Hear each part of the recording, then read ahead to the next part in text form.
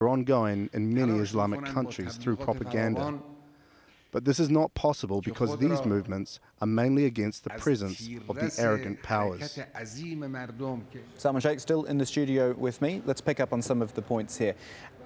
Something which Patty Culhane said, and I think it's really important, she said the price of oil, the price of a gallon of gas. That is, in many ways, the ultimate knock-on effect for people completely removed from this in the United States, in the Western world.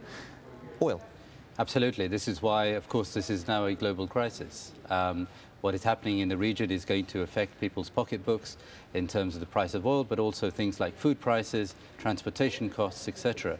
So yes, this is definitely something which Americans and others will start to feel more. It's funny because otherwise they probably wouldn't even give a second thought to a country like Libya. Absolutely right. Absolutely right. There's probably other concerns that Americans are having more domestically in terms of employment and their way of living, rather than to focus on the crises that are going on. US reaction? Again, something we were talking to Patty about. It's been muted. She said, yes, it is a public holiday at the moment as well. Fair enough. But they do have to act quickly, don't they? And it's a different situation to Egypt. It's a different situation to Tunisia because the relationship's different. Absolutely. And maybe leverage is different in this case than even Bahrain. But to hear we are analysing and seeking clarifications, I'm afraid that's probably not good enough at this point in time. These sound like holding statements. And we know that the United States can provide leadership here, at least in the international community. We can probably reach into a certain diplomatic toolbox, looking at sanctions, looking at targeting certain officials, other such things, even though they may not be able to impose them straight away. These are clear signals which could be sent, particularly to the Libyan regime. The other thing is, as Paddy mentioned about American public opinion, there is a vast public opinion in the Arab world which is watching the reaction of the United States and other powers active in the region. And that is extremely important, especially because we're entering into, I believe, a new era in the Middle East. And the people of the region are the ones who will, to a large extent, I hope, will be driving some of the changes that we're seeing. And that will also include relations with the United States and others. This is actually an opportunity for the United States in this changing era to get behind its values and to support much more clearly, I think, than perhaps it has been, those aspirations of these people. Salman, it's great having you with us, and I do hope you'll stick around as the situation develops in Libya. Coming up, bottom of the hour here, 17:30 GMT almost, which means it's about 7:30 p.m. In Libya, where things are moving incredibly fast at the moment. Developments there moving very quickly. Here are some of them.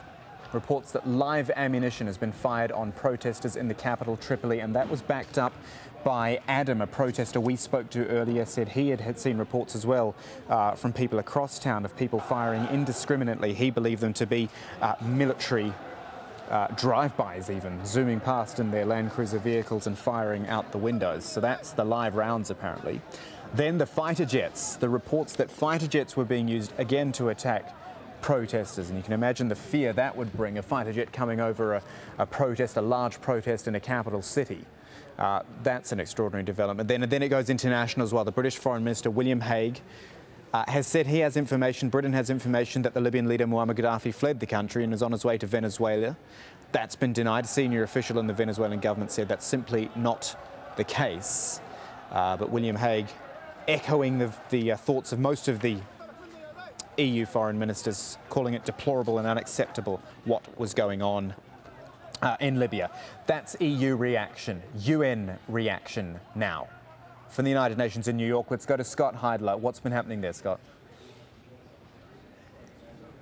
Yeah, we just in the last hour or so, there's been a statement issued by the Secretary General Ban Ki-moon's spokesman. And it said in this statement, and I'll read a bit of it for you, that he had an extensive discussion, Ban Ki-moon, with Colonel Muammar Gaddafi. And in that, he said that the Secretary General expressed deep concern of the escalating violence and emphasized that it must stop immediately. Now, he also went on to say that the Secretary General underlined the need to ensure the protection of civilian population under any circumstances. So that's the official UN line coming out right now. And also, at the Libyan mission to the United Nations.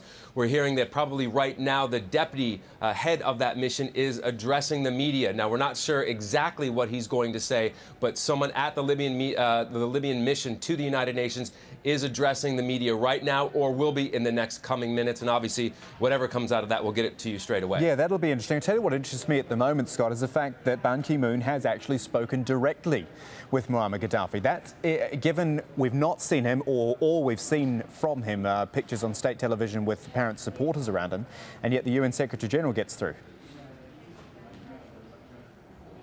Yeah, definitely, and it's interesting because when this came through, it was a bit of a surprise because we didn't expect that kind of contact, if you will. Now, there's really no detail of what the other end of the conversation was. It just detailed what the Secretary General said, and it seemed, and as you were reading reaction from world leaders, other world leaders, it's kind of lockstep with that, you know, calling for the escalation of violence to be tamped down, and just allowing people to peacefully protest. These are similar things, similar wordings of statements by Ban Ki-moon that we've seen over the last couple of weeks in the other countries that have been seeing demonstrations. So it's very in line with that. But the interesting thing, what will possibly happen in the next coming minutes, what's happening at the Libyan mission to the United Nations now.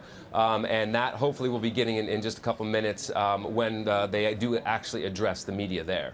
All right, that's Scott Heidler at the UN in New York. I wonder if I can bring in Salman Sheikh again in the studio with me here, because you were nodding as I was saying that the fact that the UN Secretary General got through to him. Absolutely. I was also nodding because my previous job was at the United Nations. Oh, okay. So to have the Secretary General of the United Nations being able to reach Gaddafi is, I think, a significant thing, and also to be able to directly relay this message. The Secretary General, I think, here is assuming his role as sort of the moral voice of the international community, and I think that's an important development. Let me interrupt you there. Have a look at these latest pictures coming in from Benghazi, I believe.